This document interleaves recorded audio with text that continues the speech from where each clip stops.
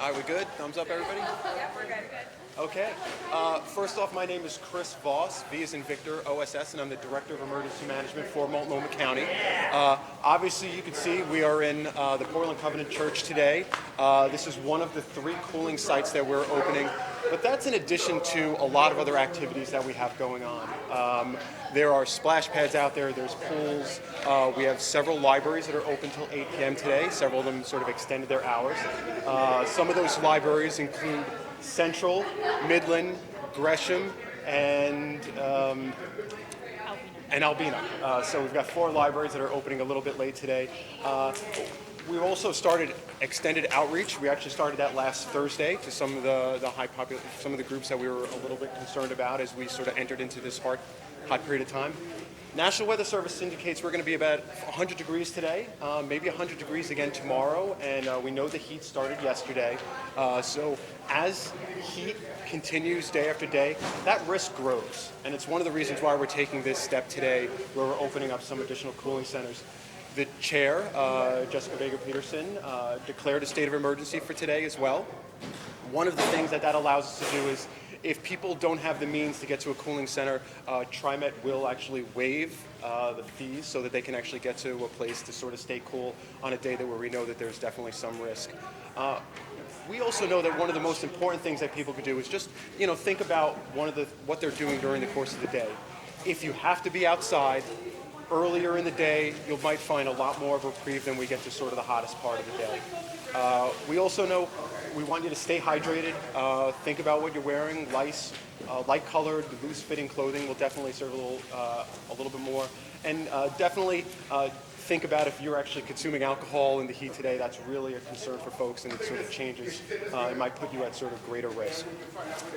If you have or know of someone that doesn't have air conditioning, this is time we really want the community to reach out to those folks. So if you've got friends or family and you know they don't have air conditioning, just check on them, see how they're doing, and if they're in a situation where their apartment or house is really starting to warm up, encourage them to take advantage of one of the many resources that we have open. And you could read about all those resources on the county's Help for When It's Hot website, which is enormously helpful, or they can call 211 and find out about some of those activities that we have going on as well. We have a lot of partners to make this happen. I mentioned TriMet will waive fees for some folks if you need to get to one of those cooling centers. The city is a great partner. They've got sort of misting stations and rec centers that people can sort of go to as well. But we're all working together to sort of put together what we think is sort of appropriate for which is going to be probably so far our most significant heat event for this summer. So that's sort of a little bit of background, and I'm here to take some questions from anybody if they have them. Yes? Why pick these locations? I'm sorry, what was it? Why pick these locations? Some people are saying that there's some other more highly denser location, or places with more dense population people would need. Like the best. Yeah, it's a great question. And remember, I think on total, if you go to our map right now, we've got 73 locations identified. There's really quite a spread. We have 3 cooling centers that we specifically open, and we do actually a bit of analysis of where we know there's some risk, and as we look at things like ED visits, as we've looked at sort of injury in the past. It's why we've got sort of a downtown location sort of in the heart of that zip code where we sometimes you see a lot of buildings where the windows don't open up, and we know those buildings heat up a little bit more. So we do look at risk, but it's not just these locations, it's sort of libraries and across the whole board, and we're really happy that we're able to offer so many locations that people can go to. What about you activate overnight shelters? Yeah, also a very good question. When we start to see temperatures that are really extreme, people probably remember the heat dome where we were seeing temperatures that were 118 degrees or so. We moved to overnight, but that was because we're also seeing lows of temperatures of 76 degrees. We're going to still get into sort of the upper 60s. Might not be very long today, but I think the national weather's upper 60s. When we start to see temperatures really creep up into those 70s and we start to see sort of a longer event, we become a little more concerned, and that might be an opportunity that we sort of take advantage of. This being day 2, we know the risk is growing, not quite as much as if it was sort of a longer event. Also, August has provided some benefits because we know that people sort of acclimate a little bit more, obviously, as the summer goes on. We think about the heat dome a lot. That event being in June also presented a situation where it was so early, people had very little acclimation to the heat. When your teams are out doing outreach, what exactly are they doing? There's probably a lot of different groups, but I can talk a little about some of the county groups that are doing outreach. So starting Thursday, we work with a lot of organizations, and we're providing supplies. And so they're often working with a lot of the unsheltered houseless community, where they're providing water, they're providing electrolytes. But they're also giving them information about what's going on and where they might be able to go to sort of stay out of the heat. I believe they provide cooling towels as well, so there's supplies. But I think really the communication part for us is key. We want them to make informed decisions for them and know what is available to them. What will we know if there is going to be an overnight shelter open, if you guys are opening again tomorrow or not? What is that determined? Yeah, so we have a call with senior leadership in the county as well as the city at 8 o'clock in the morning. So by 8:30, we typically make that statement whether, hey, we're going to activate or we're not going to activate cooling centers. Knowing that we're looking at probably the same temperatures tomorrow, if we do see 100 degrees, and knowing the risk grows, obviously we'll be prepared in these facilities if we need to sort of extend another day. Can you speak a bit more to the health risks of staying outside, not being hydrated, maybe consuming alcohol, given all the events still happening? Yeah, so, a lot of this is about behavior, and there really is risk. So if you are someone that, whether you do well in the heat or you do not do well in the heat, we really want you to think about what you're doing outside. Like I said, try to stay in the shade, but really try to avoid the outside if you can. That hottest part of the day is really going to be high risk for folks. And so we want to think about, a lot of organizations where there's workers, if you've got to be outside, make sure that your workers also have water and can stay hydrated as well. That's really important, and maybe take some breaks from this extreme heat. And if they do start to, receive some of those symptoms where they're getting dizzy or they feel really dehydrated, make sure that then they're getting the proper medical care.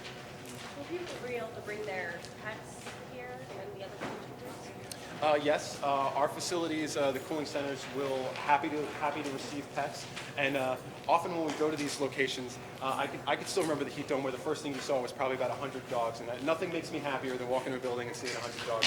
So please bring your pets, and if your pet maybe is not ideal, we do have things like crates where we could sort of crate your dog so that maybe it would be less impact if this isn't the ideal situation for them. Is the first time been open all year, or how many times have you opened centers here?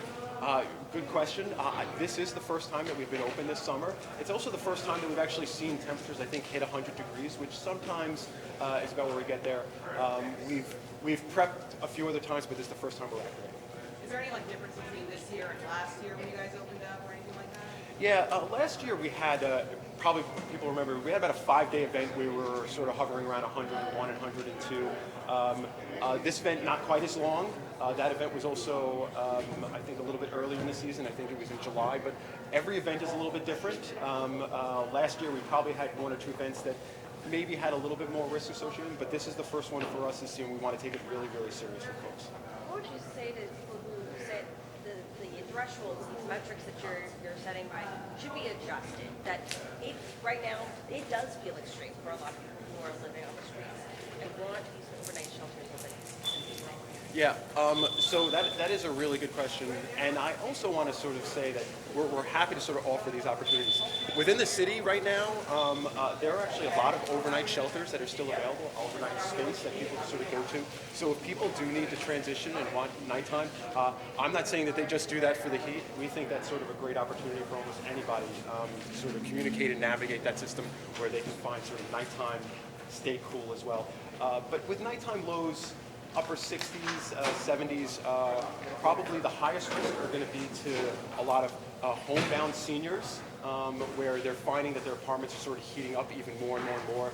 And it's not just 70 degrees. Sometimes we'll hear about those apartments that are not getting below 80 degrees or 85 degrees. And that's really, really important for us to make sure they've got some support. Have you said expanded 211 services more active? So 211, I believe, is activated till 11 p.m. tonight. Yes. Can you briefly sum up just what that threshold is exactly for people who are wondering year by year, just what exactly is that threshold decision to open it up? Yeah, so when we hit extreme on heat risk, we open locations. That's an automatic. But we will sometimes have a conversation when we're at sort of red, which is sort of this major risk in heat risk. So it is not an automatic when we're at red, and today is a red day. It's not an extreme day, but it's a red day. And we walk through a lot of factors, and when we're discussing since red day. So it's not. I'm not going to say it's specifically when we hit 100 degrees or whether it's 70 degrees at night. Red is we've got to include all of these. And probably the tipping point for us this morning, where there were a few factors we were really concerned with. Most notably, there's a little bit of humidity with this one, so you're seeing sort of this higher dew point. And so it's not just that when we see the temperature start to dip below this 100 degrees, it will still feel like it's 100 degrees for a few more hours after that. And that for us, knowing that we had 7 ED visits yesterday for health, and there were 11 calls that came in that had a heat component to it for sort of 911, that told us, hey, listen, let's make sure we get this information out there and let's take some additional actions, and that's why we're here today in the school center. We talked yesterday about it being in the red zone yesterday. So was it those calls that they got yesterday that made it open and wasn't preventing you from participating proactively? Yeah, and I think there are a couple of nuances from yesterday to today. One, it actually yesterday was forecast at 97, so we had a couple of degrees, cooler, and that matters. But also that first day, we typically see a little bit less risk. And then also we're seeing a little bit like a higher dew point today. So we're seeing all of these three things that really kind of said, okay, we're gonna activate these cooling centers to provide a few more opportunities for the community that may need them. Thank you so much. Thank you. All right, great. Thank you.